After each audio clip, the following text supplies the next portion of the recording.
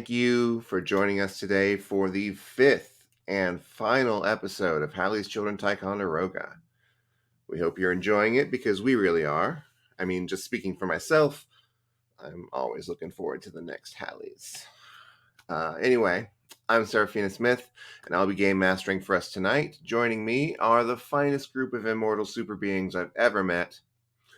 The person of 1,000 forms and 1,000 faces, Ida, played by Lara. The moody man of mental might, Halfthor, played by David. The ever obsessive and eternally enduring Anoush, played by Cam. And the warm, wise, and wonderfully witchy Yelena, played by Courtney. Well, we got through Ticonderoga, but not without loss. But not without gain either, for all of our heroes were empowered, and new empowerments were even bestowed to new empowered people. But there was conflict in the conclave, division between those who had once been close. This caused a sense of disunity into which stepped Hurrit, a man carefully chosen for the qualities that would create a good leader and empowered with the ability to sense and connect them. After Starfall, everyone went their own ways. Halfthor, Yelena, and Ida went to Boston to begin some complex plans. Anoush went with Hurrit and the other new empowereds to Eternatus.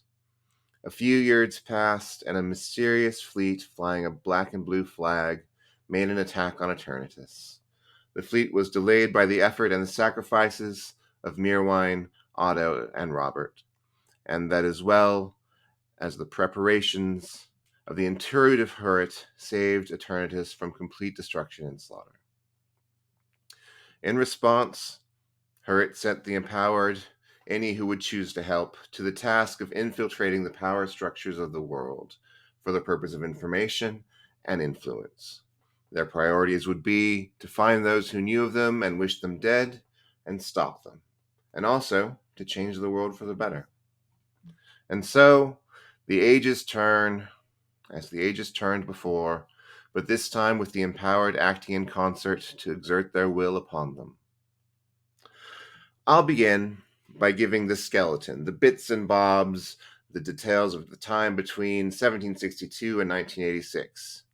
Then I'll have each of you give me the story of your character through that time in whatever fashion you want to give it. Be that a single narrative, a selection of vignettes, a dream sequence, a PowerPoint presentation, however you want to do it. And I'll have Anoush go last to lead us into our final scene. Everybody good with that? All right. So, I got to take a sip of water because, oh boy, we got a lot to go through, folks. Hurrit's actions begin immediately. When the Treaty of Paris is signed in 1763, Hild is there. Speaking beautifully and fluently in English, French, and Spanish, she moves among the conflicting parties, gracing everyone with her presence, her beauty, and of course, her opinions.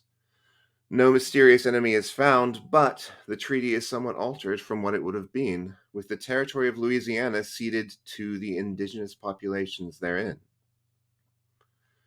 Hild's skill and power, released upon the world for the first time in full, literally changes the maps of the world. The years pass.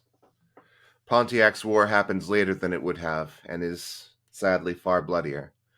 It comes to an end with the British Royal Proclamation of 1767, which cedes the territory west of the Appalachians to the native peoples. This is not taken well by the people of the colonies, who feel that they have won the right to Western colonization. Britain places many taxes upon its imports to the American colonies, leading to further unrest which sparks the Declaration of Independence and the American Revolutionary War. A society of gentlemen in Scotland publishes the Encyclopedia Britannica, a product which becomes immensely popular. Captain Cook brings New Zealand and Australia to the attention of Europe. Richard Arkwright pioneers the factory environment, an innovation which will change the world in many ways. The British begin sending convicted felons to the east coast of Australia. Joseph Montgolfier sends a hot air balloon 3,000 feet into the air. 10 days later, another balloon takes people up, this time a hydrogen balloon. Mozart's Marriage of Figaro debuts to enormous success.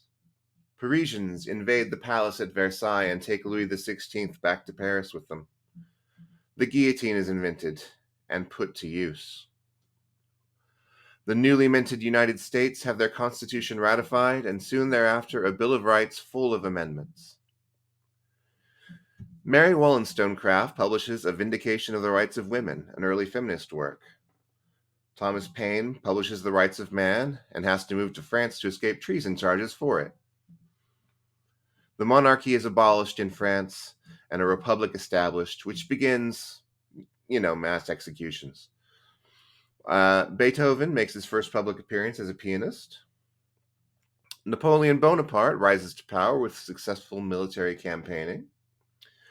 German physician Samuel Hahnemann creates homeopathy, a style of medicine based on nonsense that never works. The Rosetta Stone is discovered in Egypt. And that's just the rest of the 18th century. Buckle up, folks, because change is going to happen faster and faster. Here we go. Alessandro Volta uses what he describes as a pile of discs to produce an electric current. British Parliament passes the first Factory Act, which limits a child's factory workday to just 12 hours. Napoleon is declared Emperor of France. Laws against the slave trade begin to be passed in Britain and in the US. The Jacquard machine is patented, a system for driving looms that uses punched cards. The punches on the cards, as it happens, match up well with the holes on the meteor that fell, and indeed, when the holes are reproduced onto cards and fed into the machine, a fabric is woven which contains vector equations, coordinates, the year 1986, and a rough picture of the enormous fiery machine that you all saw in your vision. Jean-Baptiste Lamarck makes the argument that creatures can inherit acquired characteristics. Jane Austen publishes Sense and Sensibility. The age of the factory is in full swing, and the Luddites are formed as a resistance to it in response to its worst effects on workers and on society. The War of 1812 happens. That's all I'm going to say about that. In Portugal, Hippolyta is attacked by a large group of armed men in black and blue masks.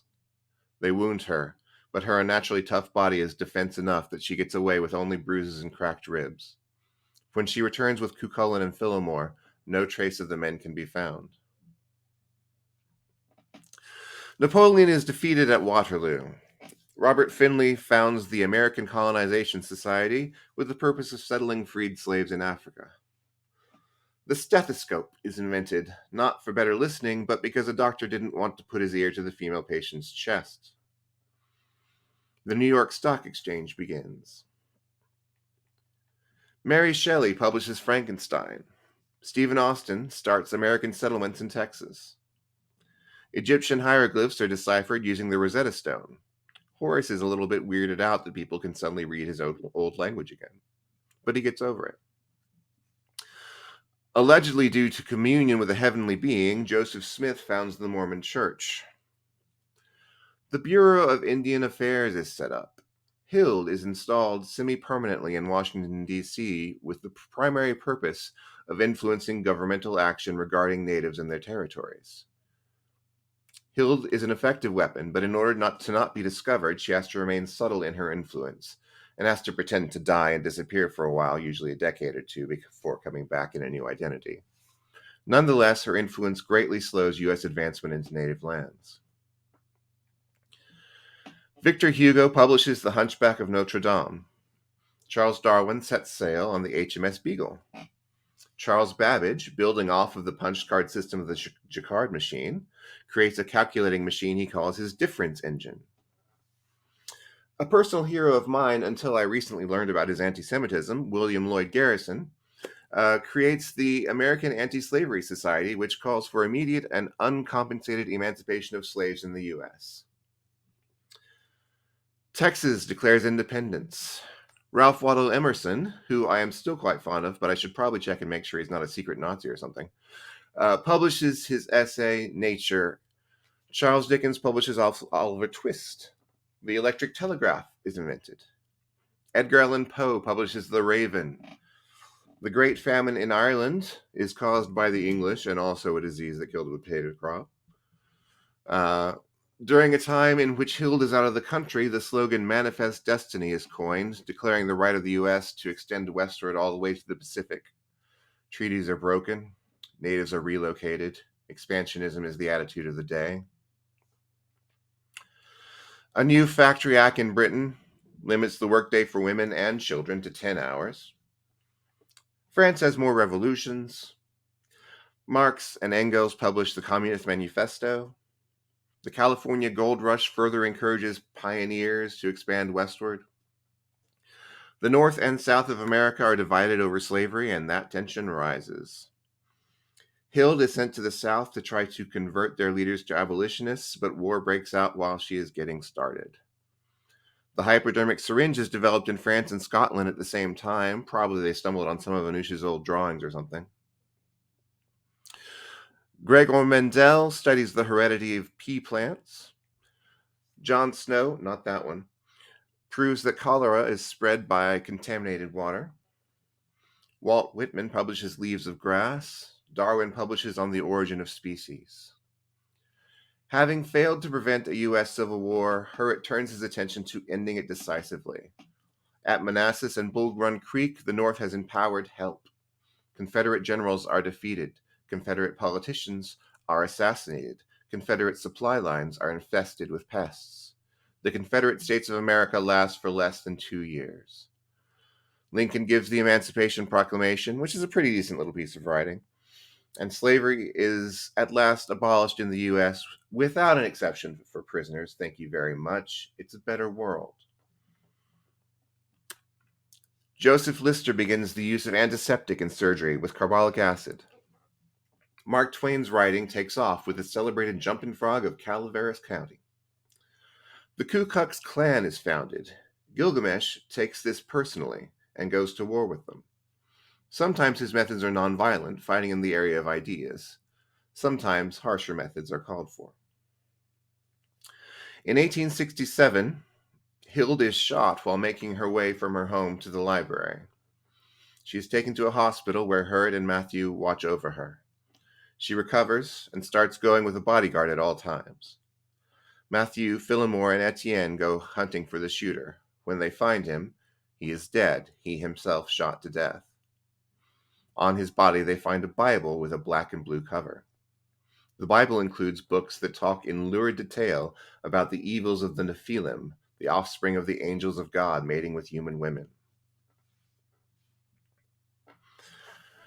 Alfred Nobel patents dynamite.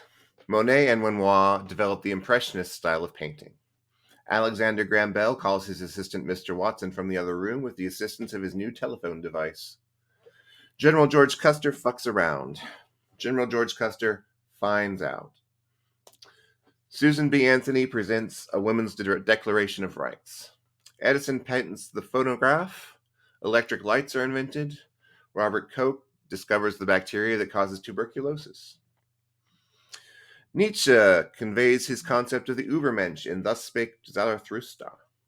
The internal combustion engine begins to be used in personal vehicles. Coca-Cola is created. The Statue of Liberty is gifted to the U.S. Arthur Conan Doyle creates his Sherlock Holmes character. Jack the Ripper terrorizes London sex workers. Etienne, Matthew, and Phillimore find the source of the strange Bible and track it to a printer in Jamestown. In 1890, joined by Gilgamesh, they investigate and are ambushed. But they are ready and quickly turn the tables. Phillimore is shot in the leg, but his wound is quickly tended to and heals well. Captured ambushers tell of a sect of holy knights who hunt monsters, the Arm of St. George, its symbol a blue bar on a black background. They lead them to the rest of the local cult, but no one seems to know the origin or founder of the belief. It's as though it just appeared. Guglielmo Marconi transmits a radio signal more than a mile, beginning the age of radio. X-rays are discovered. The first modern Olympic Games are held. Bram Stoker publishes Dracula. Marie and Pierre Curie isolate the element radium, unaware of the danger of its natural radioactivity.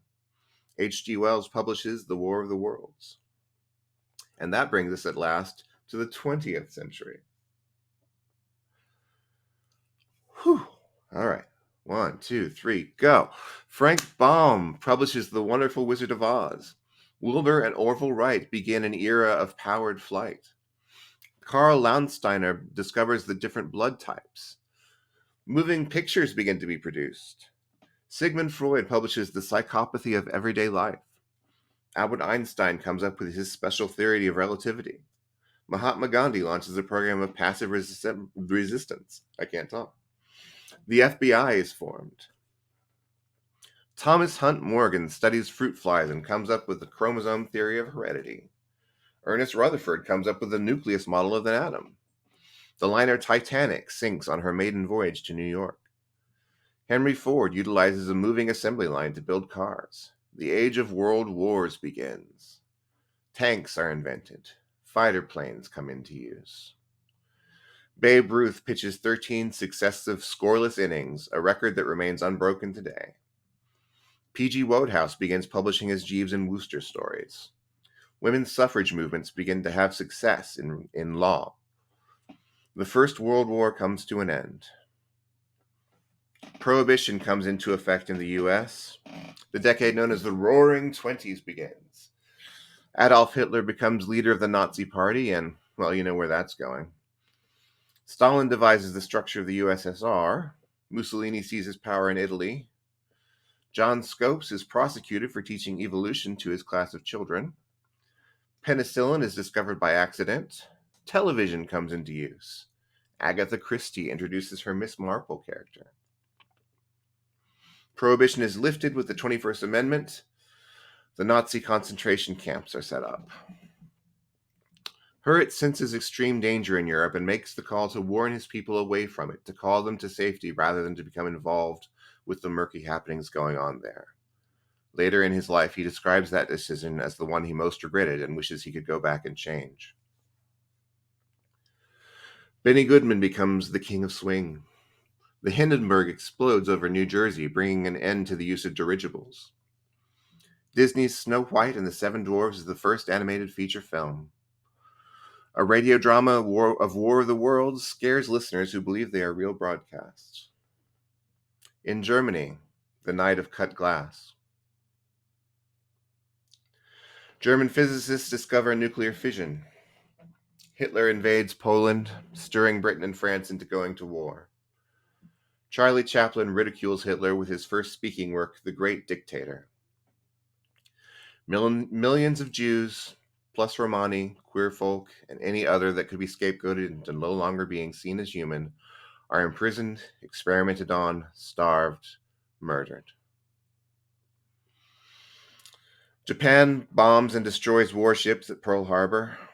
Anne Frank is given a diary for her 13th birthday. J. Robert Oppenheimer is appointed director of the Manhattan Project. Werner von Braun and his team successfully test the German V-2 rocket. Colossus Mark I, considered by many the world's first computer, begins decoding Nazi communications. The Nazis are defeated by the Allies, ending the war in Europe as Hitler kills himself in his bunker. A mushroom cloud at Alamogordo begins the age of nuclear weapons. Japanese Emperor Hirohito makes a case for surrender, but the military is not convinced. No one yet knows quite what to expect from the new weaponry, not until Hiroshima and Nagasaki. The Japanese quickly surrender. The United Nations is founded. ENIAC, the first general-purpose electronic calculator, is made. The Central Intelligence Agency is created in the U.S. Werner von Braun is brought to America to create ICBMs. The USSR tests its first atomic bomb successfully. Senator Joseph McCarthy starts a Red Scare. Hild works in Washington to combat this fervor, but is once again shot when getting out of her car at home. She has to be taken to intensive care, where she stays for months with no guarantee of recovery. Recover she eventually does, but her shooter is not found. The first oral contraceptive is developed. The electron microscope is invented. Underneath the electron microscope, the dark spots in empowered blood are clearly some kind of constructed machine, albeit constructed with technology unimaginable at this time. Rosalind Franklin photographs DNA. Elvis Presley starts his rock and roll career. The first Disneyland opens in California. Tolkien publishes The Lord of the Rings. Sputnik 2 takes a dog into space. The Soviets continue their space program, putting a rocket into solar orbit and another one to smash into the moon. Harper Lee publishes To Kill a Mockingbird. Alfred Hitchcock directs Psycho. Kennedy commits to a manned moon landing by 1970. Bob Dylan writes Blown in the Wind. The Cuban Missile Crisis puts the world on high alert until defused with a deal between Kennedy and Khrushchev. Martin Luther King becomes a noted speaker and activist for civil rights. An attempted assassination almost kills President Kennedy in 1983. We'll hear more about that later, I think. Muhammad Ali becomes world heavyweight champion. The theory of plate tectonics is proposed as the explanation for continental drift. The Beatles come onto the music scene and collectively blow the world's mind. Apollo 8 takes humans out of the Earth's orbit for the first time. Monty Python's Flying Circus begins broadcasting. Apollo 11 takes humans to the moon and back. An equal rights amendment is passed by Congress but is not ratified in enough states and fails. Roe v. Wade establishes that prohibiting abortion violates the right to privacy. Stephen King publishes Carrie. Bill Gates and Paul Allen found Microsoft. Punk rock bursts into the world. Steve Wozniak and Steve Jobs create the Apple computer. The U.S. Space Shuttle program is begun. The Star Wars saga begins. A partial meltdown occurs at 3 Mile Island. John Lennon is shot to death. The AIDS crisis begins. E.T. the Extraterrestrial comes out in theaters. The compact disc is invented. DNA fingerprinting is developed and put to use. The Oprah Winfrey Show begins. And friends, that brings us to 1986, which means it's time for me to finally shut my mouth and listen to your personal journeys through time. I look forward to seeing where you take us. Who would like to go first? So not much happened. I guess that's what I heard from that last Yeah. 10 minutes. That's nothing happened. All I will happily go first, since a lot of what's going to happen with I believe with Hathor and Yelena will be together. So Ida continues to be a knife happy to be wielded by whoever would like to wield them. So they work with Hathor and Yelena on whatever projects they have in Boston during the Revolutionary War and moving forward. Just happy to slip in and be their little spy self. Perfectly fine with slinking in as a little mouse into somebody's bedroom in the middle of the night, slashing their throat, and then leaving again as they entered. They're happy to do that.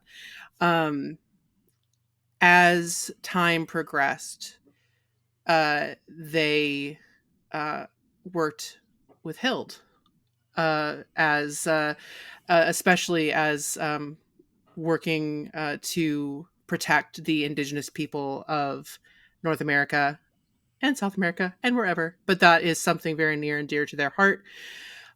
So they would go out and be the eyes and ears on the ground for Hild. So they spent quite a lot of time going out west and following along. They spent a lot of time in Louisiana. They did a lot of traveling when it came to that. And then as that fell apart, I think they spent a lot of time still in the West fighting where they could. They probably spent a little bit of time as a writer with the Pony Express, a scrappy young teenage boy on a horse getting shot at.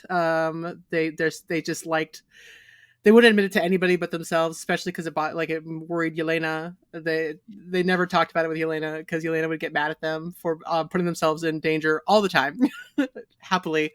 But yeah, so as the years and years and years go by, they always check in, and always,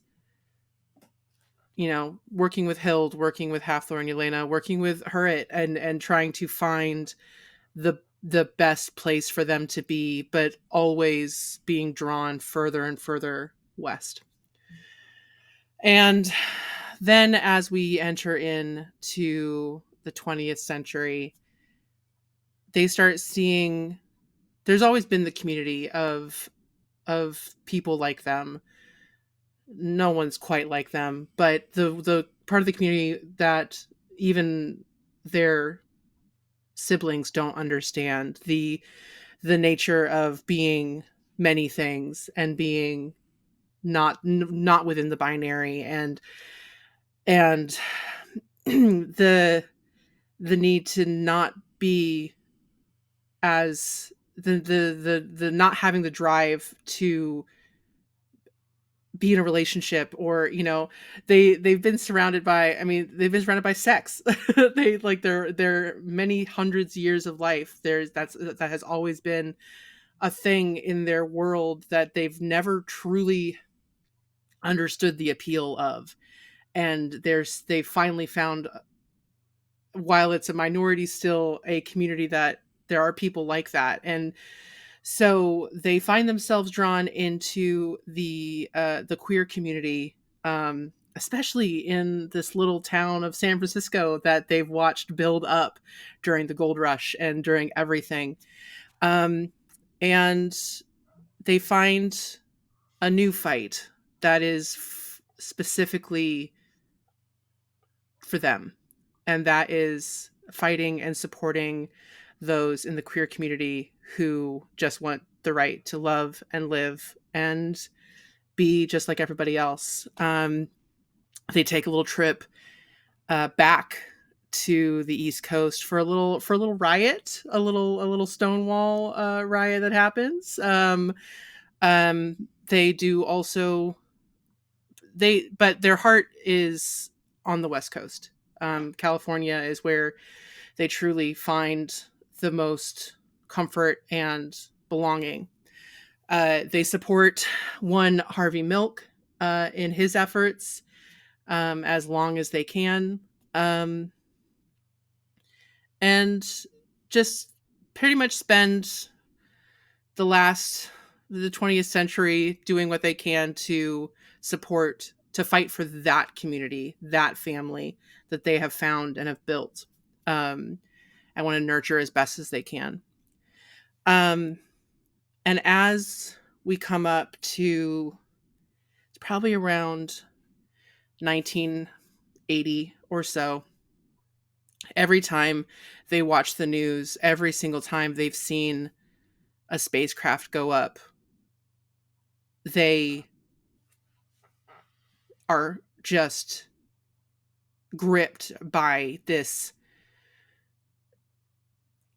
almost debilitating panic, because all they can see is that image that they saw at Ticonderoga. And as it gets into closer to the 80s and closer to the time that they know is coming, they pick up the phone, which, thank God for phones.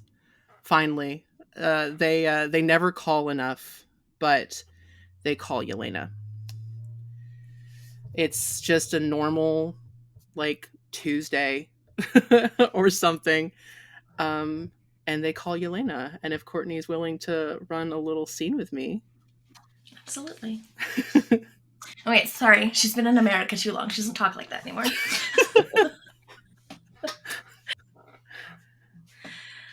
So yeah, phone call. Thanks for calling. Is everything good? Everything's well with you all? As good as it can be. How's keeping busy? How's Batman? That's what 100%. Oh. Well, he's got the sense to not tell me when he's getting shot at regularly anymore, but, he's doing good. Good. I've been doing a lot of thinking. And I wanted to talk to you first because I know you can keep a level head and will hear me out first. Won't try to Of course. convince me. You know I love you all very much, and I miss you. I promise I will come visit as soon as I can, but I'm not going to be there this time. I can't. Every single time I think of that image, I'm back there in that fort.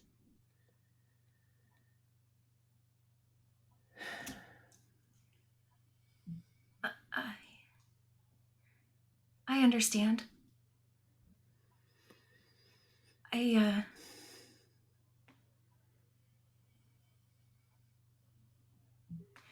mean, obviously it's on my mind. How can it not be?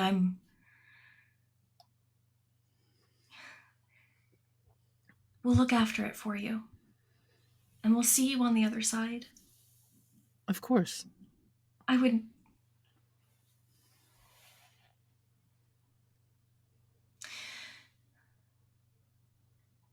I don't want you to be somewhere like that. And not feel like you are truly there, present. I honestly, if I could.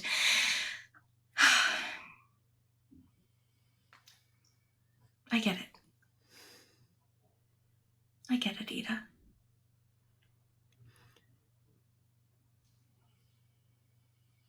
I know I don't say it enough, but I love you desperately, and I love Halfthor.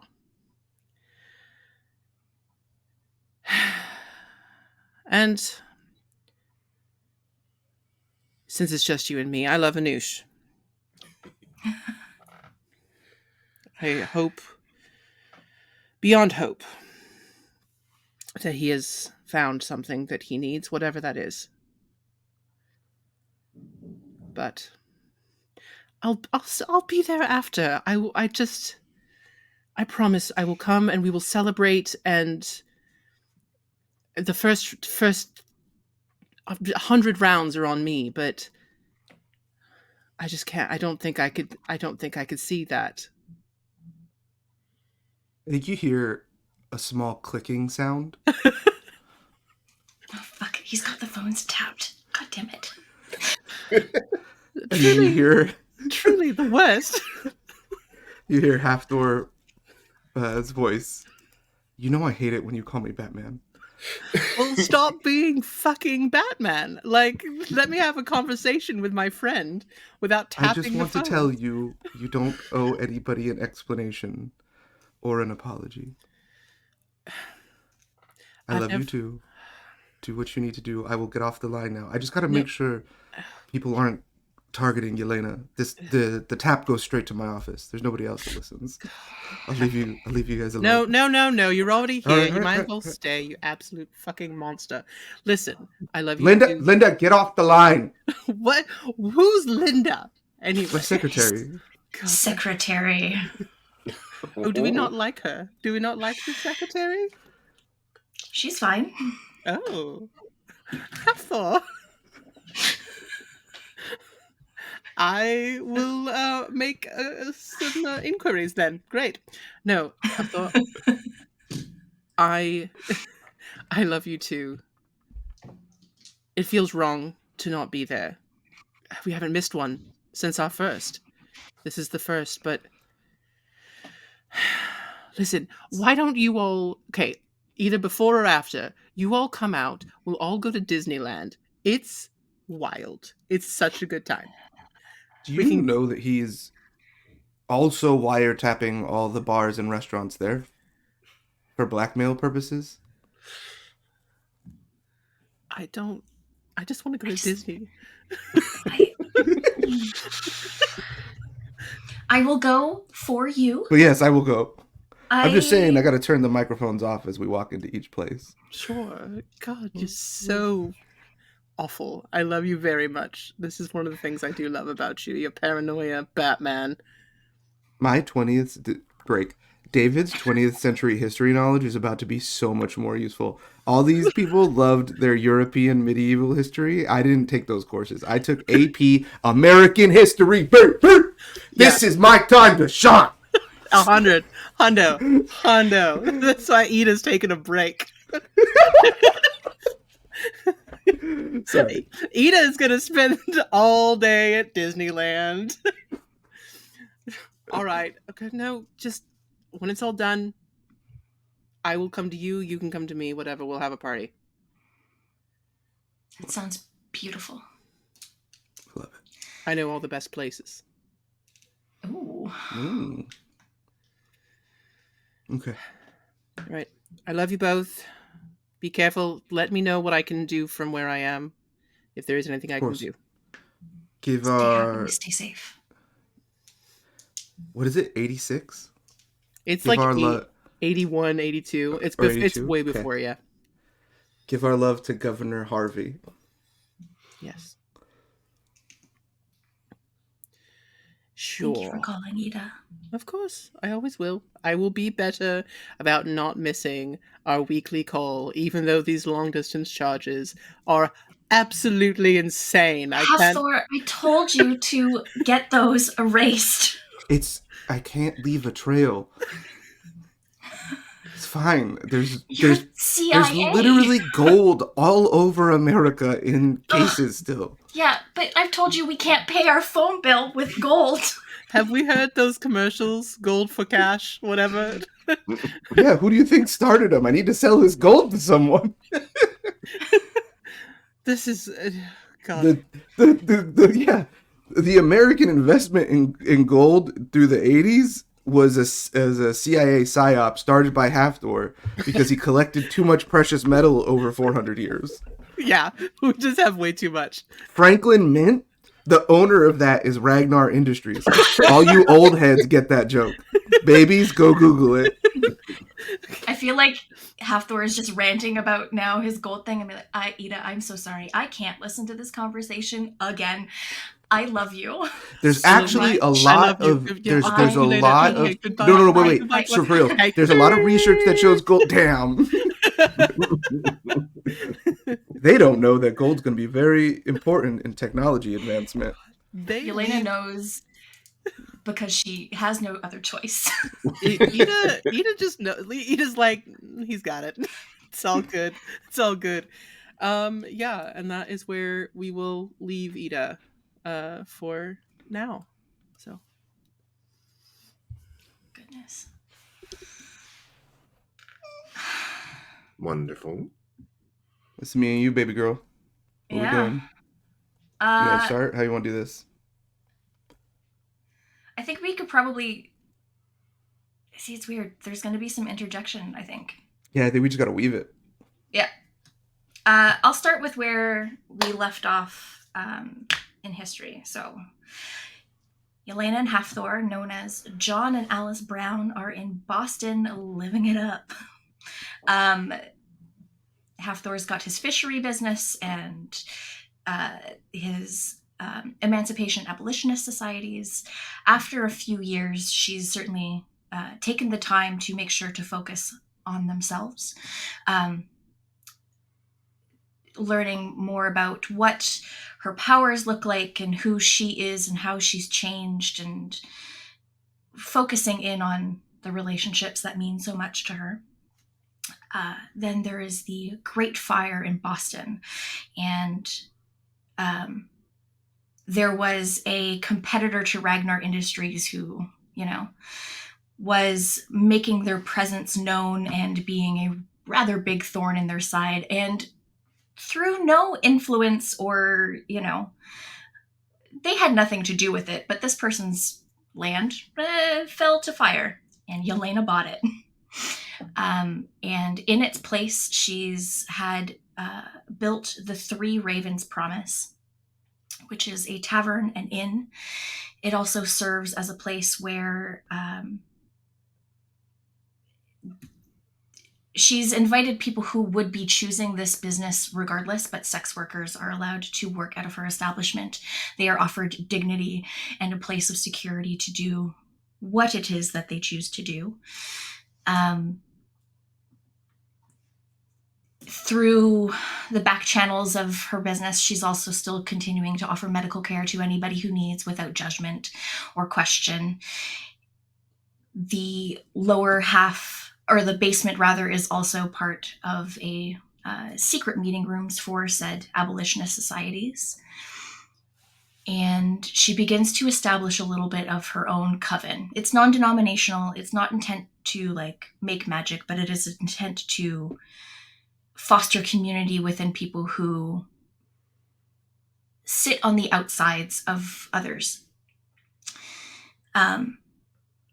Capitalizing on the romantic era of the time, she starts to tell stories, not using any names. They're very much meant to be like lullabies and fantasies, but she starts to tell stories of the Eternals or her family, grand adventures and the failings of humanity. These stories are intended to show how sometimes painfully human they can be. These immortal beings are not meant to be worshipped. They are not gods. They are fallible and they are complex. Blessed or cursed on the person, it really depends on which person they're talking about at the time or the story is about. But what is common amongst most of them, if not all, is that they wish to help people and bring in a better future. And then shit kicks off in Boston. There's the Boston Massacre, which I'm sure they were heavily involved in. The Boston Tea Party. There are any number of things that happen in this state. Kapler actually argued against John Adams in the trial of the soldiers of the Boston Massacre. He was the arguing lawyer that they should pay for excessive force, and that civilians should never be a target, and that is the basis of the Fourth Amendment of the United States Constitution. Little tidbit. Yeah. In 1784, Yelena bullies her way into medical school at Harvard, and through a clerical error is not listed as the first woman to graduate medical school, which she is quite fine to let that be somebody else's legacy. But she has certainly made her way through there. And that will bring us to the early 1800s. A lot of the patrons that were going to the Ravens Promise, they were people who had... Mind if I jump in there real quick? Oh, go for it. I think what John Brown did during that time, I think during the Revolutionary War, with the essentially with the support of what are the actual historical records of those that were abolitionists pre and post Revolutionary War, along with what and nobody was compelled to do anything, but along with a fleet of incredible workers, John Brown was able to establish the second largest militia out of the Northeast, largely comprised of African American slaves freed and indigenous peoples. The effectiveness of them in combat, along with being Ragnar Industries being one of the largest shipbuilders in the United States, allowed an incredible amount of leverage in the post-war construction of the Constitution, and allowed for the 3/5 rule to not exist. Although they lost on many of the compromises, Some of the worst were not maintained. And yeah, that's that. And then, yeah, so post-war, yep, yeah, take it away, Court. Sorry, I'm looking up what the 3/5 rule is. We can take a break real quick. The 3/5 rule is essentially what allows the Electoral College to work. It's what allowed southern states to count slaves not as a full person because they couldn't count towards votes. Because they essentially said they're not citizens. And so the North said, well, if they're not citizens, they shouldn't count towards your votes. And the South said, well, as a compromise, they should count as 3/5 of a person. And so that's how we had 4 out of our first 5 presidents from Virginia. Because it was the largest slaveholding state in ever. This Awful. is a domino to allow me to kill Andrew Jackson. Wonderful. Well, you can tip that.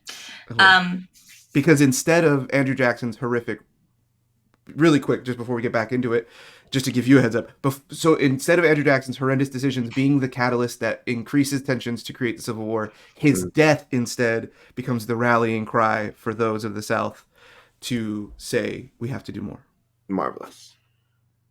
Also, Sarah, do you know who the real John Brown was in the 1800s? Is this a trick question? No, it's a real. He's probably my favorite white person that's ever existed. No, He, yeah. Okay. Yeah. I want him to be named after my John Brown. Wonderful. Okay. Sorry. Go on. Tie back in. Honestly, I loved a little history lesson. Thank you. Where was I? Oh, yes. Early 1800s. So a lot of the patrons that had been going to the Raven's Promise were actually people who were fleeing the Highland clearances, people from Ireland. She got to know these communities rather well. And I think something within her, the part of her that exists that is still part of the Morrigan, felt compelled to go to these lands and see what she could do to help. So because Hafthor's life here is grand and important, I think she calls up Cuchulainn to see if he's willing to travel with her to Ireland. And while she's there, she's enriching the lands as she can to help. At the time, she doesn't know really, but it's to help enrich the land to make sure that agriculture and everything is abundant and these people are being cared for in a way that she can provide that. Finds the little magic communities that still exist in some pockets of the places and maybe experiences some of their more interesting festivals and rituals as she can, and offers her blessings to the people that are there.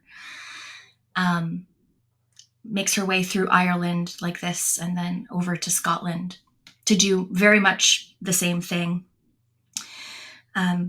But once she's in southeast Scotland, she starts to recognize the area a little bit in ways that she doesn't quite understand until she realizes that it's not a recognition from her own memory, but memories that were given to her nearly at the beginning of her life.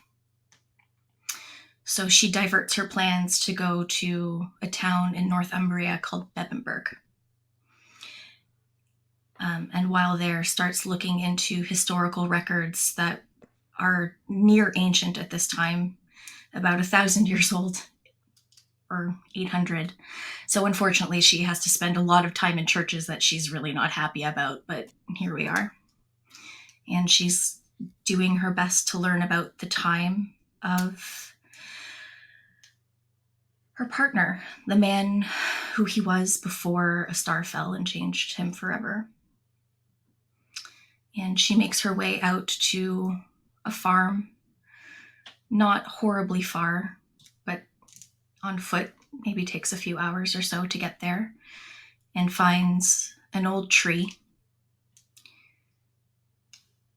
and sits and pays her respects to people that she had never known but owes a lot to, and tells stories of a man that she loves so much in ways that a child would love to hear about their father.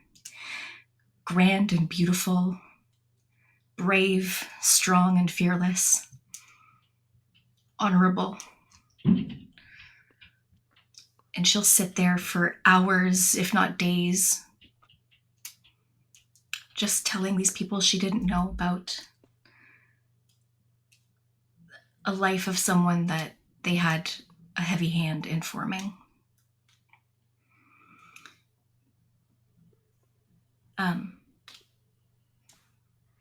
Because she's spending so much time there, I think she'll try and find lodging on a nearby farm and spends her time there learning about the people that are here as well and committing absolutely everything she can to memory to share for when she travels back to visit home.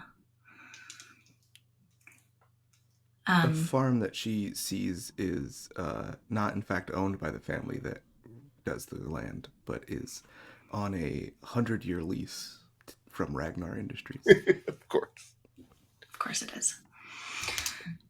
While she is in Europe, she starts to hear about a revolution starting in Serbia, in Belgrade, to liberate the Serbian people from the Ottoman control, the Ottoman army.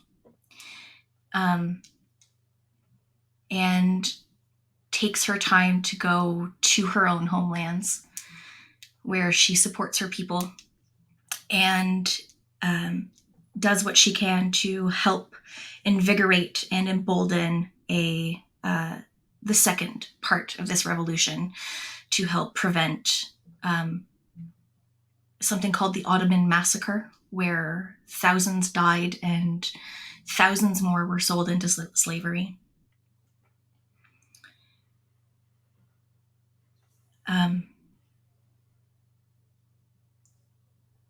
From once things have settled in Belgrade, she feels like it is time to make her way back home as well, but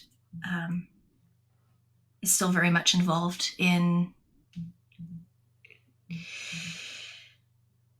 making sure that the people are cared for in whatever way she can.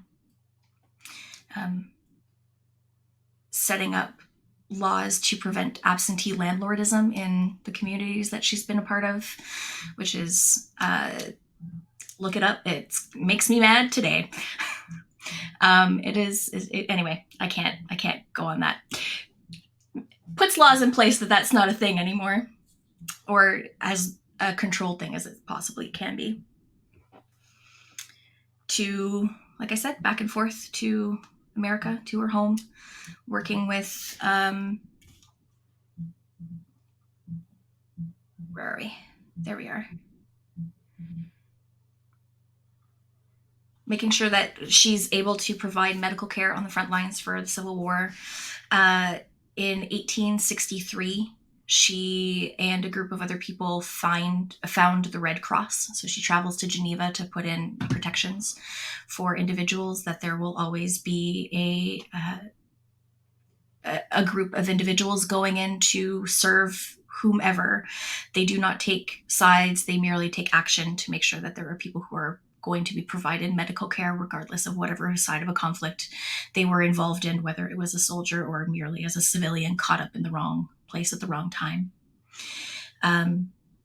She's a Go ahead. Oh, I just don't want to get you to get too far ahead before. Sure. Where are you jumping in? Well, you were traveling back and forth and helping Hild on the more political front of the Louisiana Treaty stuff and the Indigenous rights. Mm-hmm.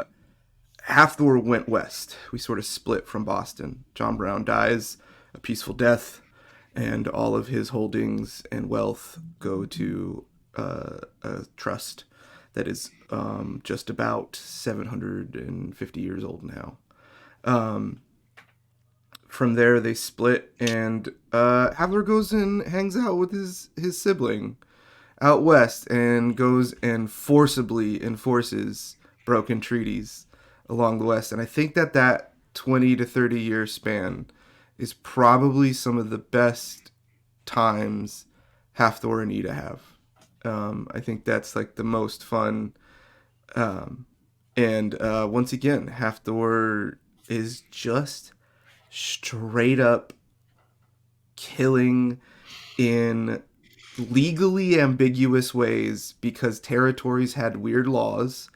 A bunch of generals and colonists and expansioners that decide to harass and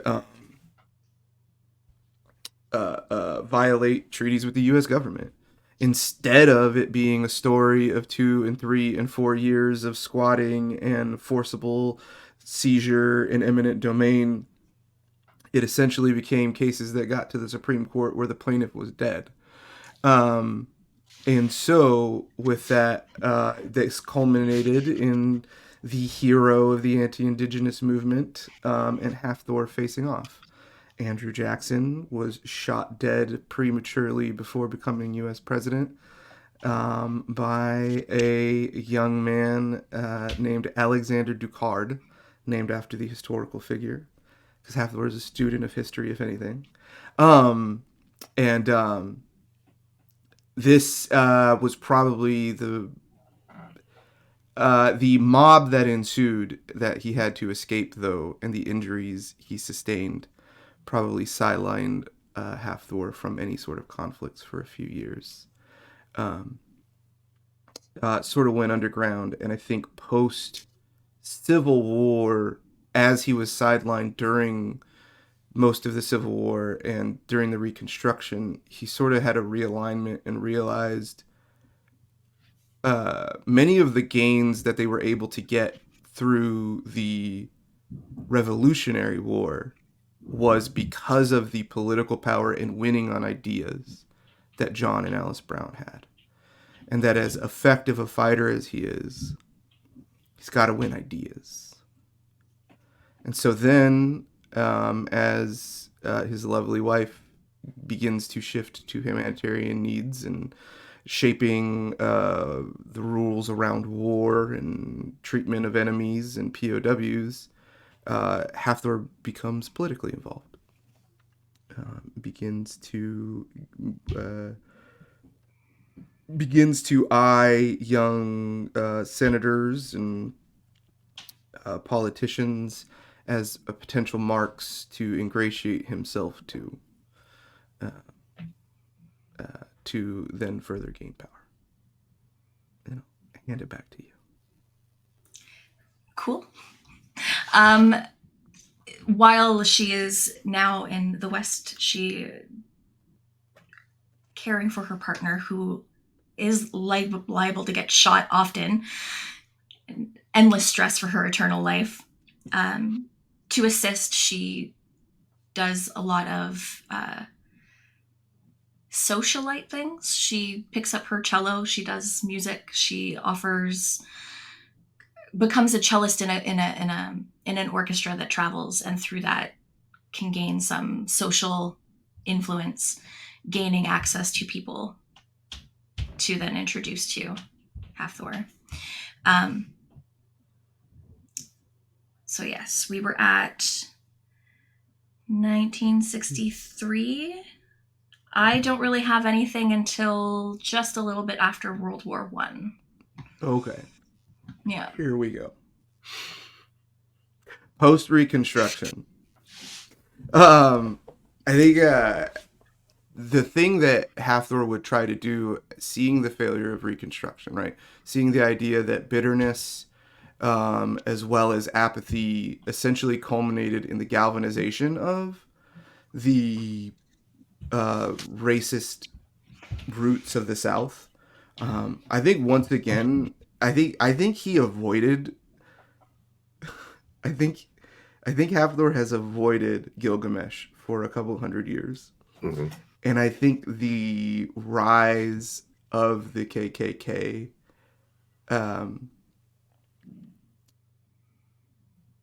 I want to say it would have healed wounds, but I think they might have just had a bigger disagreement about Gilgamesh's, we'll call it patience with these people first. And I think, unfortunately, it caused a bigger split. It unfortunately caused a little bit of a bigger split. Mhm. And so seeing that after the war, oh my God, what is the one? Spanish Independence War that Roosevelt took part in. Hafthor spotted a young cavalry officer with deep roots in politics in America, ingratiated himself, helped establish the National Parks Program, and set up satellites and safe spots for empowered people to drop into that are all all along the national park system. Seeing the unfortunate rise of isolationism and unable to stop it, Hafthor then shifts to trying to. He was a huge fan of Karl Marx and shifts to trying to establish stronger workers' rights in the United States, and is in that during that time probably on the West Coast with Ida a little bit, fighting with essentially trying to buy up newspapers and reverse what actually happened in history, which was rich people buying up the newspapers and creating propaganda to create labor unions and labor rights activists as terrorists, and instead flipped that script. And in that way, labor rights were established earlier. Was a supporter of women's suffrage, but had stark disagreements with Susan B. Anthony about the black vote, as she called it. And then found a young, tall Roosevelt who married his cousin and latched on and knew that star was rising. And then you said yours is the 20s, right? Yeah, just a little bit. Yeah. It's nothing a lot. In the the 30s is really where Hafthor's shit picks up. Gotcha. Hey, I didn't write anything much after that for a very specific reason. In the 1920s, Yelena is part of a research team that develops hormonal contraceptives, enforcing adequate research is done to prevent and limit side effects, making contraceptives safer and for use in Planned Parenting, which bumps our FDA approval timeline up by about 35 years. Margaret Sanger, who is an activist and advocate, is still credited with this, although the funding is now provided by Yelena anonymously. Seeing some of the horrors that happened during World War I with chemical warfare, she starts working on a way to quickly neutralize things like mustard gas. Seeing the effects of it were something that will cause her nightmares for the remainder of her life. And she privately starts experimenting on humane crowd suppressants. So it's less about knocking people out, but maybe offering a deterrent. Thinking back to the sleepy smoke bomb she made in Ticonderoga, she's looking to make sure that there are ways to get large groups of innocent bystanders away from an area to prevent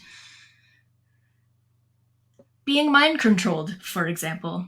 And then about 100 years before its time, she is going to invent a tattoo removal cream. She can't watch Hafthor suffer through the summer months anymore, and she's very tired of listening to a very old complaint. So she will be making that for her partner. And then I have one little more thing in the 40s, and that's it for big stuff, I think.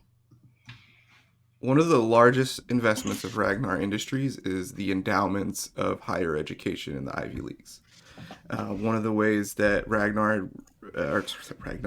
Hafthor had recognized the biggest ways to influence was through this, right? If every president, every Supreme Court justice, every major artist of the late 19th century and early 20th century came from these places, it would behoove us to at least know what is going on there. And I think this is around the time, particularly after Hild was shot, where he begins to start to use some of that juice he's collected, right? Some of that scratch to look for the blue and black flag. Mm-hmm. And so through the 20s and the recognition of higher education and these things, he sees the danger of American isolationism and it leading to some of the problems of World War I, and then ties that back to absurdism and Dadaism and the rise of cynicism and nihilism, right? And this idea of rugged individualism that begins to capture America. This idea of I don't owe anybody shit. And Hathor aims to make the country in his own image. I think there is he wants to redefine patriotism, not as the idea of a flag and a anthem, but the idea of it's your patriotic duty to care for your neighbor. Mm. It's your patriotic duty to see them as you see yourself. It is, we are nothing as one, and everything comes from the group. And I think these and he funds these projects, he funds these artists, whether that's directly or through the trust and the level and layers of lawyers. And in the 20s, he, as FDR is the Secretary of the Navy, becomes a part of the what eventually becomes the Central Intelligence Apparatus. And through through the 30s administrations of FDR and through World War II, there begins a cold civil war, if you will. And it is, as Hathor rises in these ranks and becomes higher and higher in the CIA, it essentially becomes a war between him and Herbert Hoover. As a battle of ideals and a battle of exertion and control and psyops.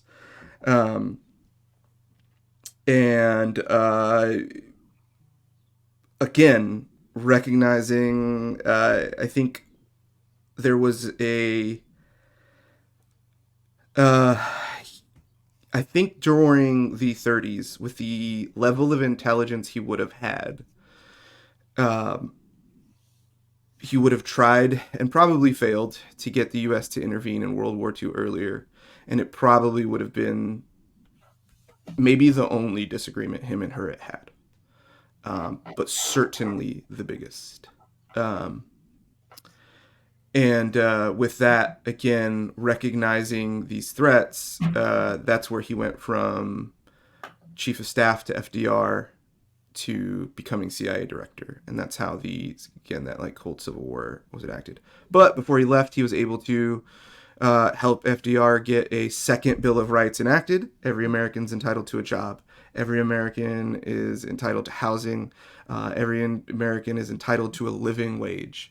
And the universal health care and the job entitlements help ease the burden of a post-World War II and accelerate the advancement of civil rights in the United States. And once again, you had something post-World War II, right?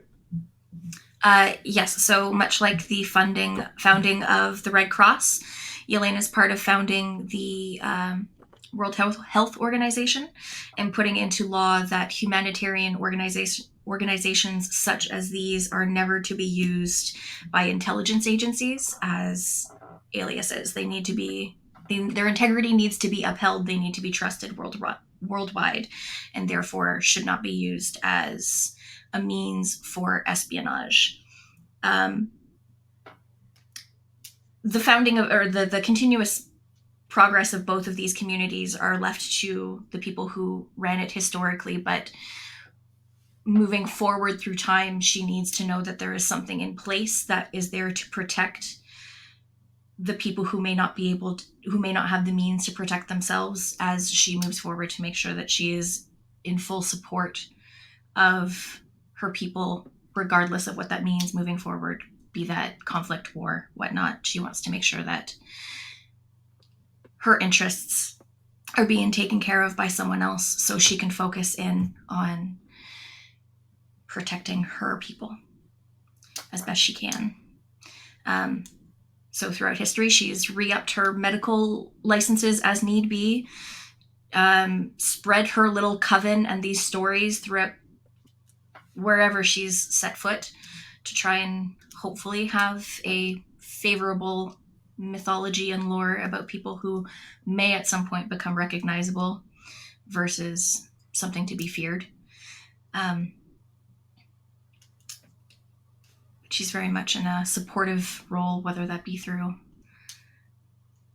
social means or political, medical.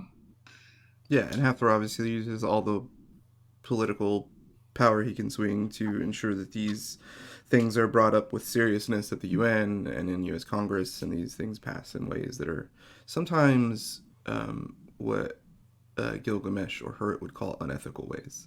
A little bit of blackmail, a little bit of mind control, a little bit of extortion here and there. Never hurt anybody. And so through that, in the 40s and 50s, instead of building a callousness and a superiority complex through the world of American exceptionalism, Hathor promotes the endowment, creates endowments for the arts, promotes continual experimental and more boundary-pushing art to make Americans as uncomfortable with the idea of isolationism and suburbia as possible. It unfortunately has the reverse effect that he wanted, because in addition to creating these indigenous strongholds and fighting for black GIs to get their rights to the GI Bill, and having access to the same influx of funds that white Americans enjoyed over the 50s, which you ended up having as opposed to the civil rights problems dealing from integration. You have it essentially from a divided America and a fight over resources and plans. So it becomes a little less about race and a little more about resources and areas. Because this is a fucking better world, and people will always fight over money, but why do we have to fight over the color of our skin? And so again, he's trying to learn these lessons more and more, and realizes that social control is something that is an illusion. And one day, celebrating the passage of the Civil Rights Act 3 years earlier than it was in natural history, on a grassy knoll in Dallas, a bullet or two that were supposed to strike a young John F. Kennedy instead miss. John F. Kennedy goes on to serve the rest of his term. The space program, which is very much so, what's the word I'm looking for? In full swing, is being, or the space race, is in full swing, and the CIA is at the head of knowing exactly what Russia is capable of, and for that reason is exactly knowing what the U.S. is capable of and what the plans for launches and who's going to be on the planes, who's going to be on the rockets and all of that.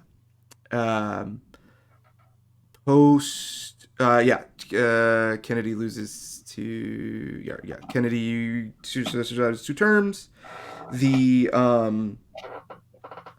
what was I doing post civil rights movement? Post civil rights and post Kennedy, Nixon runs on a restoration of a Christian nation, and it resounds, and that is what creates the environment of an anti-gay anti-LGBTQ plus platform in America, in which once again Ragnar Industries shifts monies to promote queer artists and politicians, and supports a young Harvey Milk to run for city council in San Francisco. And once again, CIA, alerted of a potential threat, is able to save Harvey from his partner, ish. And eventually Harvey is now, we'll skip a little bit forward, I would think it's cool if Harvey is the governor of California. I think that's perfect that during Reagan's term, a gay man holds his old office. I feel like that is beautiful poetic justice. But yeah, he's always in contact with Ida, still maintaining, he tries not to spy on them, but sometimes reports come through. I think some of those reports are random sightings in national parks like Bigfoot and jackalopes. Yeah. In, every time, Yellowstone. every time they have to like go pay somebody off to say that they didn't see what they saw, Ida gets a call from Hathor. You gotta stop. I know No. it's a fun thing to do when you get drunk. I've got a great idea. Please stop terrorizing it's a moth campers. and a man. I'm Mothman. You have to stop terrorizing the campers. No, wait. We have a coven meeting, and I would really love it if you showed up. It would be so good. Can I be as Mothman? Mothman? Okay. Yeah. Mothman. See, that's so much more fun. I really don't want to have to deal with squashing these rumors anymore.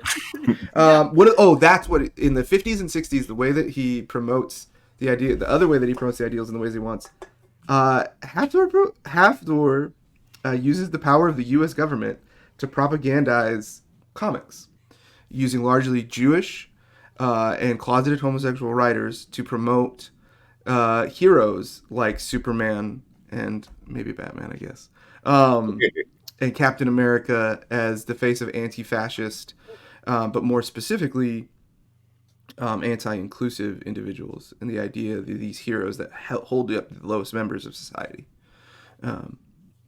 which also fuels the narrative of the rise of Christofascism, because they feel like those are just Jesus replacements, and it's a mockery of their Lord and Savior.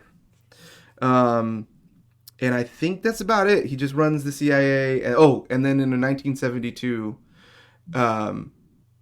Nixon only won because the FBI cheated, and as retribution, Hathor broke into his house and killed Herbert Hoover. Yeah. Because that's something I personally would have loved to do. In his frilly underwear. In his fucking sleep, in his nightie. This is why I went first, because I knew what these chuckle fucks were going to get up to. And then do you have anything else going up into the 80s? Other than establishing her way into becoming a medical officer with NASA? No. Yeah, I think then shaping the Cold War to be less than a battle of ideology between communism and quote-unquote freedom, because many of the same underlying economic policies are really the same, it becomes a battle for intelligence, and once again, a battle for resources and a race to be first. And then obviously the proliferation of nuclear weapons is something that completely terrifies Hathor, and he becomes obsessed with. And so now, instead of trying to freeze and shock and use every piece of technology that becomes readily available to do anything to these bots that don't seem to die with anything except the oxygenation of our blood, he has turned his experiments to being obsessed with the micro. He's obsessed with nuclear power and promotes that. Oh, that's the other thing. Clean energy proliferates in the United States because some accidents don't happen the way they were meant to. And again, the CIA uses the power of propaganda to promote clean energy through nuclear power. Okay. Last tiny little thing. Yelena, has discovered that she really enjoys wearing high heels. Halfthor has also discovered that he really enjoys Yelena wearing high heels. But just high heels. Ida doesn't get it. So I think finishing up really quick, that I think the only thing that just an establishment of relationships, still close with Ida, understands and respects their peace. I think it's real icy with Gilgamesh. I think Halfthor essentially stopped showing up post World War II to any meetings or anything, and the beef with Hurrit is real as well. It is a very your moral failing goes beyond like an incident step, and there needs to be a real reconciliation for that. And so at the next 50-year mark or whatever that is, they'll have a conversation about it coming up on 86 Challenger. But I think there's very minimal, and it's very business-like contact of found small hive of what did we call them? What did you call these? Arm of St. Arm of George? St. George? Arm of George, right. Yeah, found a small hive of Arm of St. George in whatever location. Please investigate or whatever, right? Or it was found here, abandoned, kind of thing. And it's just like a lot of those reports. Though Yelena absolutely agreed that they should have been a quicker part of World War II, that is one of the things that they fight about the most. Yes. 100%. They fight viciously about that. And I think maybe the first time they yell at each other is about the treatment of Hurrit. Gilgamesh, whatever. He's an old man. He can figure it out. But that's your son. Don't be an asshole. Ida looks at Yelena and says, he gets like this. Just let him sit on a pier in fucking Russia about it for a few hundred years. He'll get over it. No. We don't really have a few hundred years. Yeah, no, but yeah, Ida is also like, Ida's like, yeah, Hurrit, you understand, but like, I get it. So, Ida doesn't. Yeah, I don't think he's like outright mean to him. I think once again, right, it's egotistical. I'm trying to show that like Havler's not perfect. He's flawed, right? Right. Never aimed to be. I think he sees Hurrit's failure as his own failure. He sees it as, I thought I got the perfect guy, and it turns out I didn't. And now it's just another reflection of my own failure. And that's probably the real problem with Yelena and Halfthor's issue, is that Yelena is saying you need to, 1, stop being an ass and be egotistical about yourself, and 2, you need to forgive yourself. And Halfthor says, no, I have to be perfect. Yeah. But the words that come out are, talk to your fucking son. And no, he's not my son. He's just a man that I helped raise and brought into this eternal world and helped gain power. It's not about you. He's great. It's not about you. He's my new boyfriend. Oh my god. Also, he's still friends. Yelena and Anush fight He's about. like, also, he's still friends with Anush. Also, he's friends with Anush. Segue. Just wait. I think I want to be friends with Helena still. I will say that if, like, so before before you go into all of your stuff, just to, like, Ida would not initiate conversation with you because they have made it pretty clear that you fucked up with them, but they are not, if you talk to them, they would be like, all right, okay. Like, so. If you can find the CIA director, good luck. Hey, I think you'll find me. I'm going to be an astronaut. If you find me in the woods as Bigfoot, I'll be there chilling. So what I've been thinking listening to all of this is now I feel like I want to be 2 major historical figures, Nikola Tesla and Michael Collins, the 3rd guy on the Apollo 13. You fucking son of a bitch. I don't want to touch the moon. I just want to like be there. You know, just want to go around it. Want to get the view. Yeah. And I was also thinking of like either like bridging shit with Ida and or like getting really close to Cuchulains to kind of like alter my shape a little bit as well through history, because I feel like I don't know how it would work, but if like I used one of their powers to turn, would I just be like stuck like that until I turn back? No, it would revert. No, that sucks. Oh, I Sorry. forgot to say that was the last thing. Halfdor, it takes 45 minutes every day to get dressed because he has to put prosthetics on because he's a 75-year-old man. Ew, with a really young wife? Gross. I mean, No, nah. I don't think people know we're married right now. I think you're like, I don't know, some weird maid or something in the house, or like You're a a weird. That's or why I hate Linda. not a, like a, yeah, like you're the not aide de camp. What are the you're like a chief of staff or some shit for the personal, or no, that's what you run Ragnar Industries. There it is. Fucking So you're Linda. telling me I can't touch Ida, turn into a rat, and then accidentally stay like a rat forever? You can't. No. I think Animorph that's rules. positive. I think Animorph that's rules. positive. That's wild. Nobody tried to trick me into a rat. Okay. I'm ready. Sorry. Okay. Go for it. Oh, good. My turn. So I think Anoush stays on Eternatus, stays with the people that he is literally now drawn to. His body, just like there's this. I don't want to call it like hunger because that seems nefarious, but it's more of like this pull. And I think after the Morrigan kind of like fades away, there is this real fascination with the idea of fate and what is supposed to happen.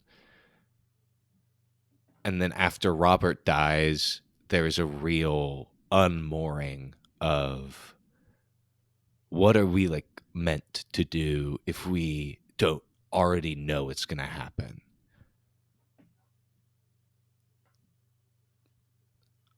Anoush stays through the protection of Eternatus when the ships come. He does his best to connect with everybody who comes and goes or stays on the island. Practices his newfound ability that I think really hinges on understanding the person that the ability comes from, understanding kind of the trigger, whether it be emotional or physical, or like subconscious even. Gets very close to Hurrit. And then around like 1800, like pushing into the 19th century, decides to find Pagan. There is something about like the last things that Pagan said to Anoush about being free that really resonated with him. One in the fact that like, what do you see in yourself when somebody says, I have been bound to you and now I can physically leave and emotionally be free of you? What does that say about yourself? What does it say when like the people you thought would be in your life forever, you realize you've kind of treated them like furniture, or like, I don't know, something that you could put aside for so long until eventually they are lost, they've cracked, they decide that you are not enough for them or are harming them in a way. It's a real kind of like breakdown of the anatomy and the physiology and the emotional state of this human being, knowing I have to wait hundreds of years and I don't know if I can like do the whole plodding away, building a wall, trying to catch this thing again. So he finds Pagan and just starts to explore the world. I think, I don't know if the relationship is the same, but I think being persistent enough and trying to connect with him will try to convince him to like do adventurous things, like climb mountains, literally like swim oceans, just do these superhuman things to get away from like the person that he was, which was, I think, hyperhuman. Somebody who wanted their human ingenuity and their ability of their mind, that something that was not affected by the star, to overtake and figure out what these space gifts were. But I think now it's like a 180. Like he is really just leaning in to these gifts that he has been given. And I think after that, flying and being strong for so long, around like 18, like late 1870s, finds his way kind of back in like Serbia and Belgrade, and wants to like help people, wants to kind of use that human part to be a superhero a little bit, and starts to like work in this small town and ends up becoming like this like doctor of this small town, or like this nurse, somebody who is like this medicine man who has come in and is actually saying like, hey, this is how the body works, and y'all are killing people using these like innovations and ways of medicine. And finds this young man by the name of Tesla. He is sick. He is like bedridden. And I think he spends like all of his time in this space talking with him, talking innovation, talking like poetry and history and ideas. And this young man is like very innovative and has these dreams, and it has like graduated college like 3 years earlier than he should have, just to like get his life started. And I think eventually when that man dies, Anush kind of like takes up his moniker, um, and travels the world as Nikola Tesla. He like gets into spats with Edison, um, and really kind of just honestly, there's like 10 years of his life where he's just like, I'm gonna fuck this guy over, and I think ends up getting fucked over himself. Like has too much faith in the fact that I am hundreds of years old, and doesn't realize how fast this world is changing. Like doesn't realize that he does not have time to plod over innovation anymore, and uh is like rendered penniless, like doesn't have anything, is like fucking digging ditch in fucking Pennsylvania for like $2 a day, uh and like just slowly starts to realize he is in this world. I think years pass. He is trying to like build up a company, build up like a name for himself, and is just like constantly failing, like not doing well, not being great at being like a modern human being. And then realizes, I'm trying to do this alone again. This is not what I wanted. This is not what I set out to do. And then like we'll go back to Eternatus, and try to connect again. And then realizes, kind of like Ida and Halfthor and Yelena, I haven't really been here, haven't really looked for him, or have had their like own agenda, and wants to figure out what they're doing. And I think eventually we'll try to like get Hurrit to connect him to Ida and wants to like have a conversation with them if they're open to it. I mean, her connection powers are local, so he can't connect you with them over, but he does know where they are and can direct you.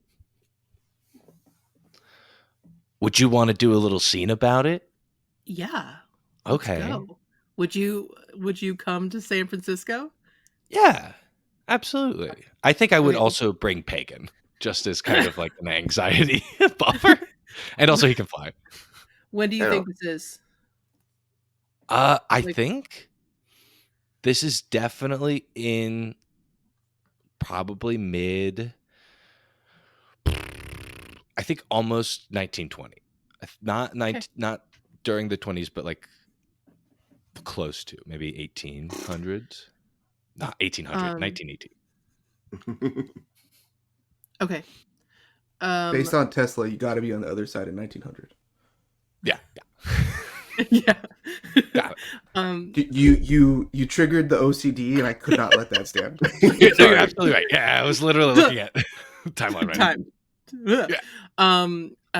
You would have been sent to San Francisco, and you would have been you would find yourself in a very dark underground speakeasy. That and if you look around, you notice there's quite a lot of men kissing men, and a lot of it's a place where very queer friendly space. This is the queerest speakeasy ever in San Francisco. You have found the queer underground in San Francisco in the 1920s or so, and literally a speakeasy. Although I don't know that prohibition quite made it that far yet, but I don't know how far prohibition went. I don't know history like my friends here do. I just know it was a thing. So you and Pagan are in a queer speakeasy. I think for the first time since you got yelled at by a naked Ida, you see Ida as Ida. Ida is actually in their birth form, and dressed pretty masculinely. It is a very androgynous look, but they have decided to be female in this body. They walk up, they put drinks down, a big whiskey for Pagan, and in front of you, they put down a warm mug of something, and as you smell it, you smell something from the past, which is a tea that you both used to drink when you first taught them after Hastings. And they sit down, say, "Welcome." Nice place. I like to think so. Anush is just silent for a moment, kind of holding the warmth of this mug, and then kind of out of his breast pocket, he's wearing this very like brown tweed suit jacket with a vest underneath, nice like brown shoes. He looks like very polished, like shaven, has a like a bushy little mustache. He has the Leonardo DiCaprio curtain bangs going on. And out of his coat pocket just drops like two little mushrooms, like dried little mushrooms, into the tea and starts to like stir it with the tea bag a little bit. I think he speaks like very like mousy and quietly. and looks around, and in a way, Ida, it's not what I expected. He says in a very different voice.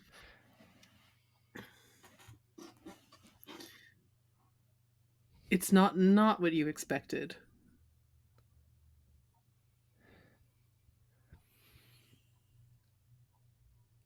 It fits.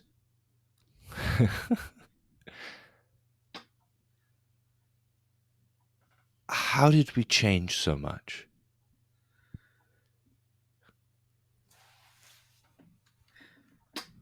I think that's the nature of time, my friend.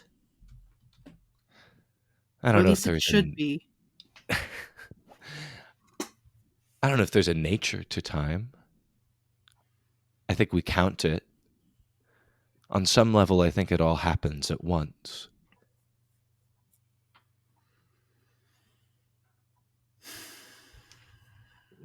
I came here to apologize.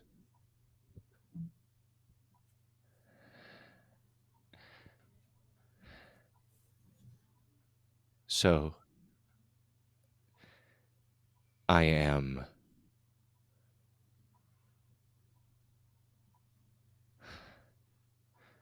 sorry.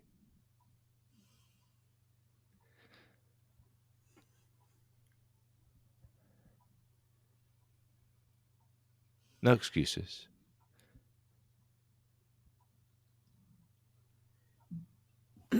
Ida kind of. You definitely are getting scrutinized at this point. Ida settles back.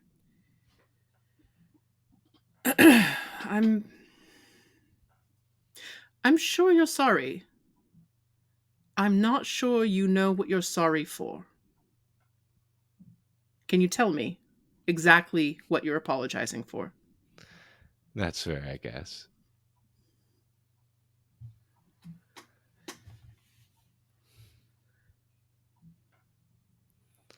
I'm sorry I wasn't there. I'm sorry when I was there, it was only to push you out of my way, to get behind you. I'm sorry I abandoned you all.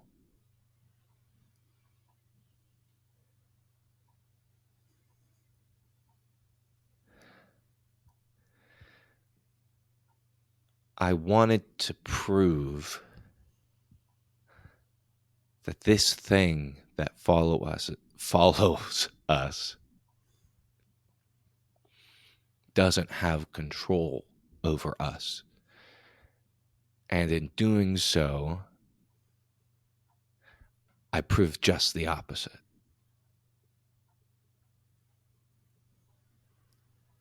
It's funny, human nature is ever expanding and ever inventive, and yet so stagnant and repetitive. And I thought I was above that, but I wasn't. And I'm not. So I want to be something more, something different, something special. And I see that in you. I see that in you. So I want to be closer to you. And I'm going to reach out my hand, just offer it to you. We haven't had a single roll this session, and I'm going to ask for one. She's going to roll. I guess they don't have empathy, but I guess they're going to roll an empathy roll. Oh yeah, that's right. I have a +1 because my dear sister has given me a blessing. Right? So I've got a +1 to empathy. Listen, It didn't do its average. I guess I I can just give want you to the help. know I can give you if. help. All right, so then it's fair. So basically, I just want to. Ida just wants to know if, like, they know Anoush so well, and they know that Anoush almost never reaches out a hand unless he gets something out of it. So they want to know. They want to know, like, is this friendship, or is this sign? Is this to being something being taken from them? This is being vulnerable because he knows that the second you touch him, you'll know everything about him. Okay. All right. So they, again, it's a little bit of that Futurama Fry squinting meme, just like staring at you for a second before they take your hand and they hold on to it, and they hold it for a minute. So that allows you to also have a gift from them, if I It know does. correctly. Yeah. And then they kind of just sit and hold your hand in silence and just stare into your eyes, of just this knowingness of, like, siblings, of family. And after a minute or so, they let go of your hand and they reach up and they just hold your face and they say, Anoush, you are always special. You offered a girl of no merit or value anything all those years ago.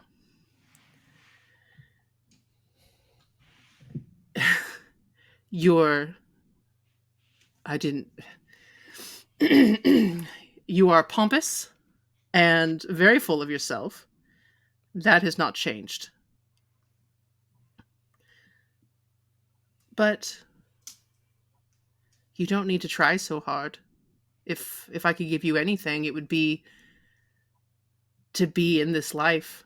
It looks like you've been having quite a good time.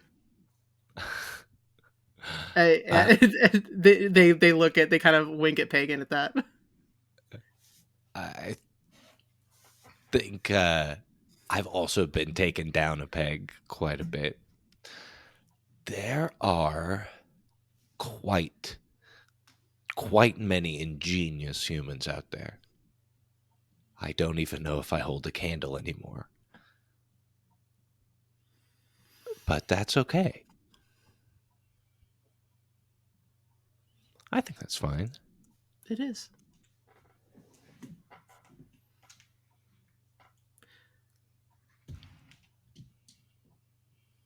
I think something that you felt when you touched Anoush was the intentionality of holding back and, like, trying to figure out how your abilities work. Like, he was just giving you what you wanted to know about him.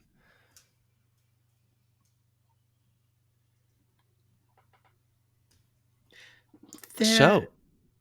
Oh yeah, no, okay. That was all I had to say.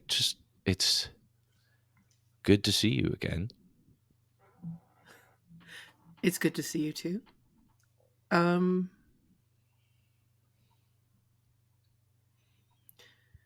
I heard that you were there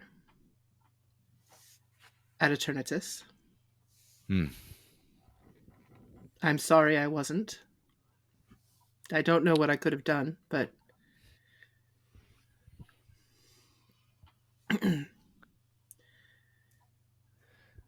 it's strange. You're right. There's this group, the Arm of St. George. I think they're hunting us. Hmm. Look, I have a few theories of my own, but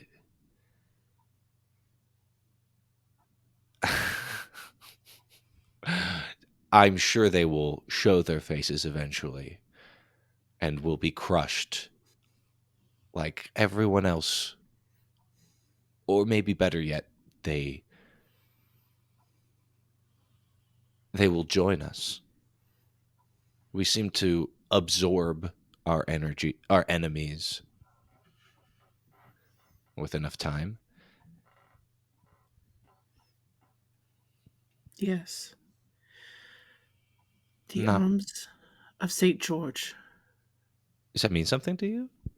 Does it mean something to me? Because I have done a lot of traveling and a lot of spying, and contacts are kind of my thing. So I will ask the DM. You can roll contacts. All right. Somebody had to roll. We had to have some rolling. This can't be a game with no rolling. Rollies. Ooh, I love it. That is a great. Yes. No, with a great, you have not heard anything about them. I haven't, but I will absolutely be keeping an eye. There haven't been any, as far as I know, there haven't been any attempts on Ida. Correct. Yeah. So I don't know if they've made it out this far. I'm not particularly, I'm no Hild, I'm no Halfthor. So not particularly of note.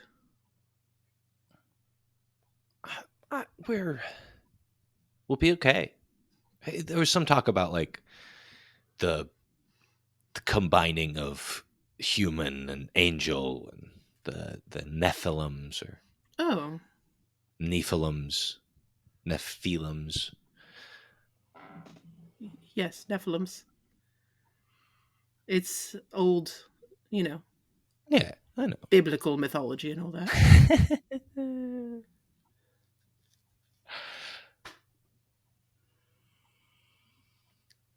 So you touched me, and I'm sure you are privy to what I am able to accomplish now. Mm-hmm.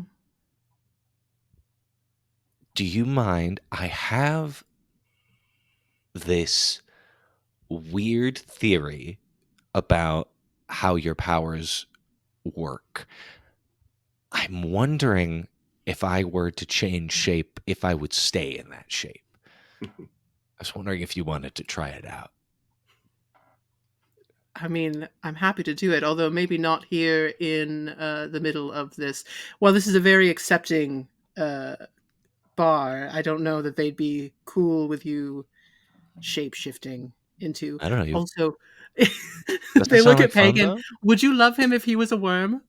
Would you still love him if he was a worm? Yeah. I was more thinking of something very small, so hopefully. A worm is very small. I agree that the size of a worm is very small, but I meant the application in your ability. I was probably just going to change my eye color or something. Oh, But all also right. something I could do feasibly right now, right here. Sure. All right. But maybe later we could turn into worms. I don't know. Listen, it's not that fun. I've actually done it. It's great for burrowing, but other than that, not a whole lot. I do also usually find it is better if I am able to stay next to you. After about 60 seconds or so, when we're flying, I'll start to fall. So Yes. yes. You know what? No, here's the great thing. This is what I do. I'll just get really drunk and I will go into the woods somewhere and turn into this thing. Like, it's called colloquially as like Bigfoot. It's very funny. You're Bigfoot? No, I'm not. I'm not.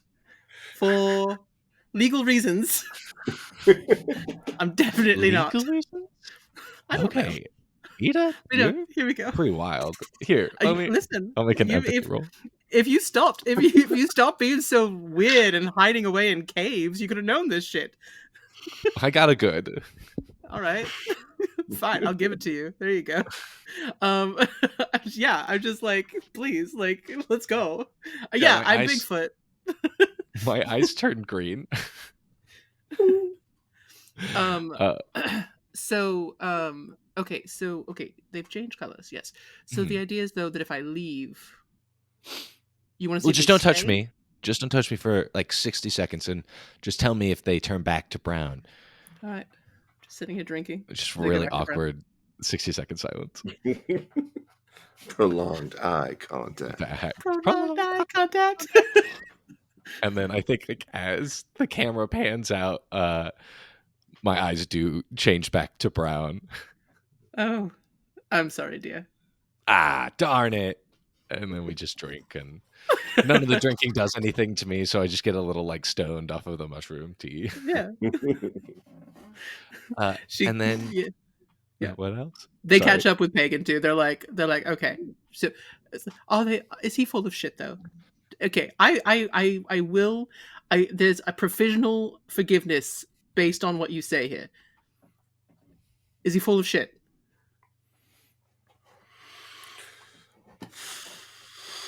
I mean, it's okay if he's a little full of shit.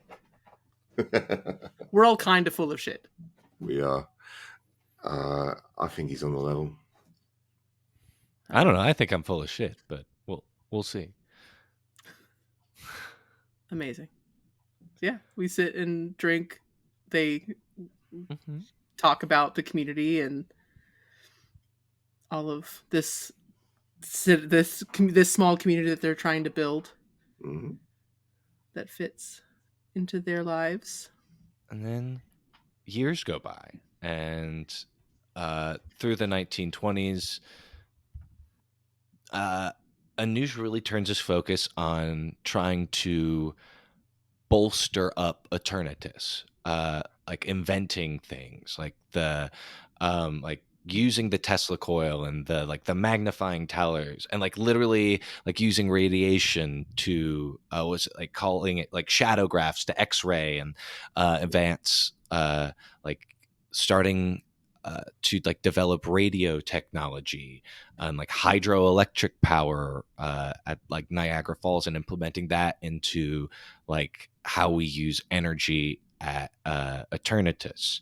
And then eventually like in like 1940, I think all this while like using either like using Cuchulain's like abilities to kind of like morph and like age himself while in like the public eye or doing like interviews or some stuff like that. And then eventually like we'll die as Nikola Tesla, and then we'll stay on Eternatus for like a long bit, and then we'll start looking into like spacecraft and how like propulsion engines, and does not want to learn how to build a rocket. I think really kind of puts his foot down and is like, this is not like I don't know if I need to do this. But there is something about like this adventuring and like this like physical nature of literally like traveling and exploring that has like piqued his interest. And during like this era of the space race is like, that's what I want to do. I want to go up in one of those, and starts to like train to become a fucking astronaut. Goes by the name of Michael Collins, and along with Neil Armstrong and Buzz Aldrin, helps pilot the what is it, like like the little spaceship on Apollo that is part of Apollo 13 that doesn't land on the moon, but kind of observes from afar, and kind of like stays in this realm of like Michael Collins. And afterwards kind of retires right after the moon landing, starts to like get into like the government sector for a little bit, finds that it's like not for him, and literally Hilda's been shot 2 times and doesn't want to like kind of deal with that drama. So just like gets into like preserving history, but also like staying close to like the U.S. as the 80s kind of approach. Starts to like work at the Smithsonian, becomes like undersecretary, and in like the 1980s,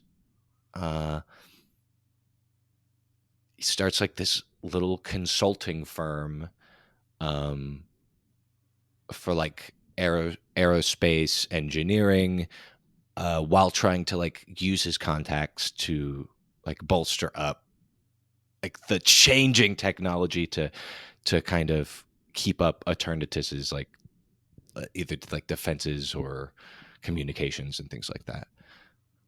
And as 1986 approaches, it's just eagerly awaiting that star to fall. Marvelous. Anush, as the day approaches, one day you are at your home, pondering some question that is troubling you, when you see movement. You turn your head, and the ghost of Evansina is standing near you, looking distressed. Hello? My student, you must flee. It may already be too late. Flee? And indeed, as he speaks, you hear a crashing sound from near the door. You turn. You hear a soft shunk sound. You see the men with guns, but then another shunk sound and a twinge of pain that causes you to look down at your chest where 2 tranquilizer darts are currently pumping enough sodium thiopental into your body to drop an angry rhino. You look back up at the men in their black masks and their black and blue armbands, to the man standing at their front. You have just enough time to recognize Philomore's eyes before everything goes black, and you know nothing else for a long time. And that is the end of Halley's Children Ticonderoga. Everybody join us next week as we talk about this crazy ride we've been on with our End of Rainbow episode. Our heroes will return again in Halley's Children Challenger. Thank you so much for sticking with us. You're really the best. Join us on Discord to continue the adventure together. Take care of each other. Bye-bye. Fucking Fillmore. Yep, I did that. That's on me. Yeah. You deserve this. Oh, yeah.